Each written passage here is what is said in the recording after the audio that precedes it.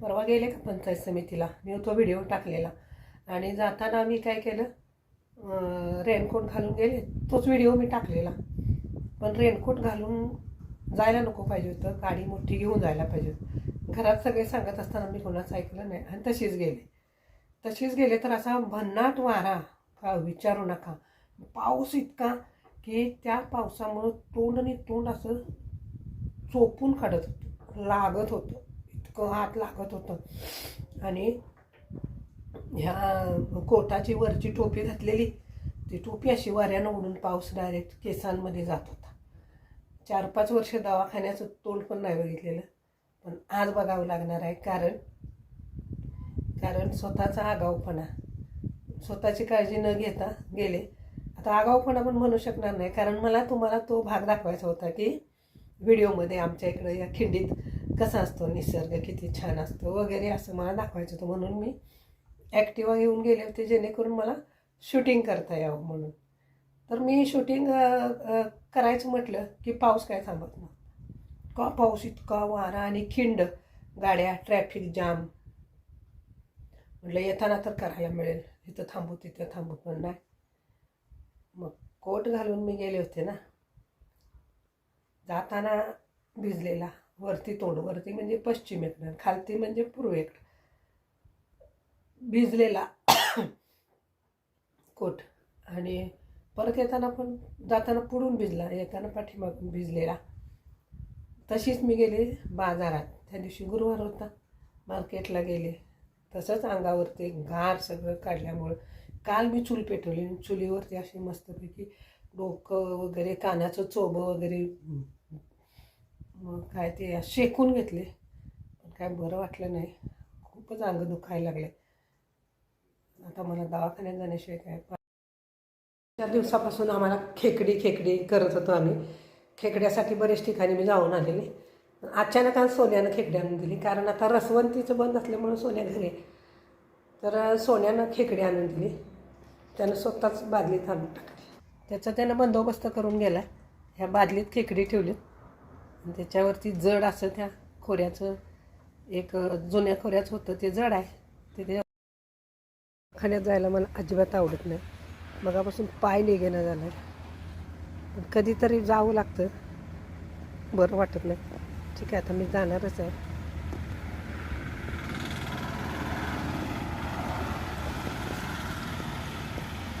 अरे बापरे, घरटं बघितलं कसं तयार केलं.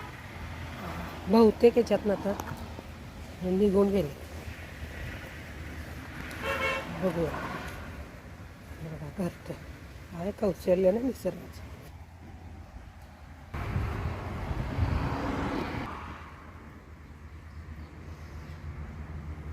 खूप सुंदर आहेत फुलं, पण वास खूप खराब. जाऊन आले दवाखान्यात. डॉक्टर म्हटले तुम्ही कसं काय आलाय? म्हटलं 2 पायाने. म्हणे न येणारं माणूस कसं आलं? तर काय सांगू शकत नाही. कधी कधी आजारी पडतं माणूस, जास्त नसलं तरी कधी ना कधी आजार पण येतंच. आता आले, जरा बरं वाटलं बघा. कान टोपी घालून गेले होते, उबदार जरा चांगलं. घरात येऊपर्यंत मला इतकी थंडी वाजत होती. आणि मुळात मला गोळ्यांचा, म्हणजे गोळ्यांची सवयच नाही. गोळ्या मला बिलकुल आवडत नाहीत. इंजेक्शनं 2 द्या म्हटलं, मला गोळ्या खाणार नाही. पित्त वाढलं काय झालं की मला अजिबात जमत नाही. सकाळचं मला उठवत नाही, म्हणून मी गोळ्या खात नाही.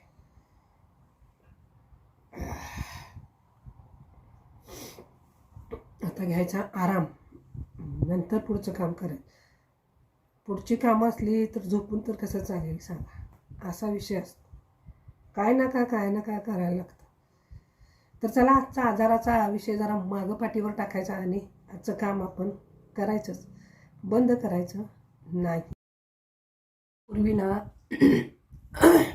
नोकरीच्या कालावधीत, म्हणजे मी राजीनामा द्यायच्या अगोदर, जर कधी आजारी पडलं, घरात कोणी आजारी पडलं, कोण नातेवाईक आजारी पडले किंवा काही दुःखाचा प्रसंग असला, तर ना अधिकाऱ्यांना फोन करून सांगायचं. म्हणजे एक प्रकारची भीती वाटायची. रीतसर आदल्या दिवशी रजा अर्ज भरून गेला असेल तर काही टेन्शन यायचं नाही.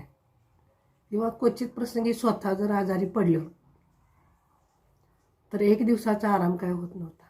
घरात मुलं असायची, आपण घरात असलो की आपला जीव राहत नाही, ते काम करू ते काम करू. नोकरी लागताना लय भारी वाटते. तर नोकरी लागली, आता स्वतःचा पैसा येणार, स्वतःचा पगार येणार. पण अशा जबाबदाऱ्या येतात घरच्या आणि बाहेरच्या की विचारू नका. मग या कालावधीत ना स्वतःकडं खूप दुर्लक्ष करतो आपण, म्हणजे मी तरी केले.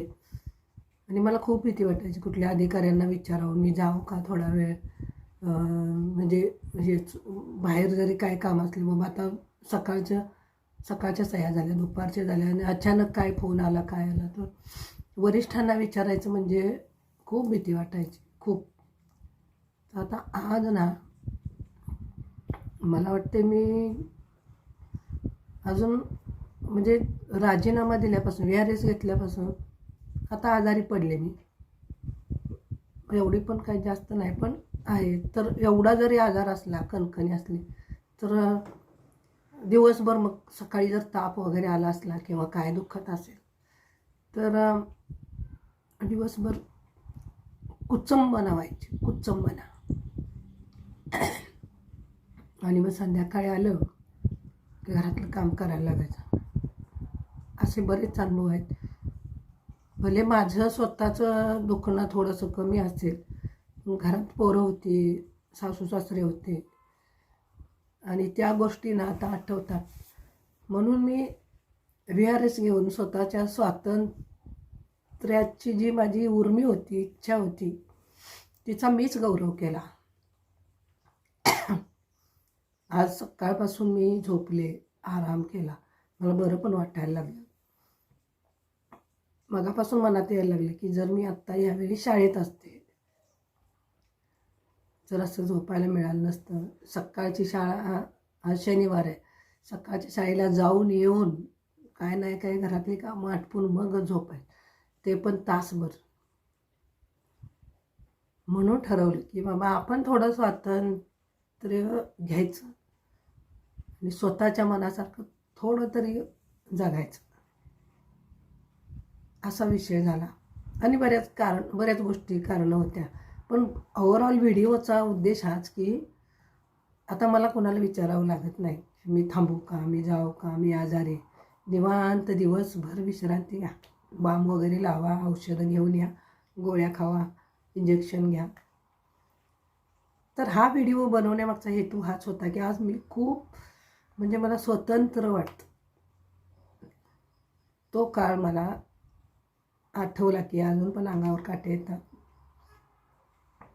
पैसा पण गरजेचा असतो, पण बायकांसाठी फार मोठी कसरत असते. तुम्ही घरात 10 जरी माणसं कामाला ठेवली तरी तुमची भूमिका ही तुम्हाला पारच पाडावी लागते.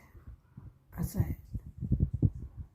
त्या लोकांना सारखं सांगून त्यांच्या मागं राहावं लागतं. ते पण इतकं सोपं नाही. त्याच्यापेक्षा स्वतःच करावं असं वाटतं. तर ही मला मगापासून सारखं माझ्या डोक्यात यायला लागलं की मी स्वतंत्रपणे राहू शकते, जाऊ शकते, माझा वेळ मी स्वतःसाठी वापरू शकते. मी आजारी पडल्यानंतर मला कुणाला फोन करायची गरज नाही. मान्य आहे पैसा महत्त्वाचा असतो, माझं तसं आर्थिक नुकसान झालं नाही असं नाही, पण भावनिक नुकसान मी करून घ्यायचं नाही असं ठरवलेलं. त्यामुळं आज मला आराम करायला मिळाला ना तर असं भारी वाटते ना. तुम्ही म्हणाल तर ह्यात काय भारी वाटतं म्हणजे का, कारण कधीतरी आजारी पडलं तर असं झोपायला मिळत नाही आणि मग लक्ष शाळेकडं, मग शाळेतनं फोन यायचे, ते तुमचं रजिस्टरमध्ये ते अमका कागद कुठं आहे, तमका कागद कुठं आहे, ते तुमच्या वर्गातल्या मुलाचे ते वडील आले, ते दाखला मागितला आहे, ते अमकं केले. जाऊ दे, पैशाच्या पलीकडं पण आपलं जीवन आहे, ते आपण जगायला पाहिजे. तर कसं वाटलं, माझ्या मनातलं थोडं तुम्हाला सांगितलं. माझ्या VRS घेण्यामागचा उद्देश पण तुम्हाला समजला असेल. मागं पण मी काही व्हिडिओ याच्यावर बनवले. चला थांबते आता. कसा वाटला व्हिडिओ नक्की सांगा. माझी बडबड तुम्हाला आवडली का?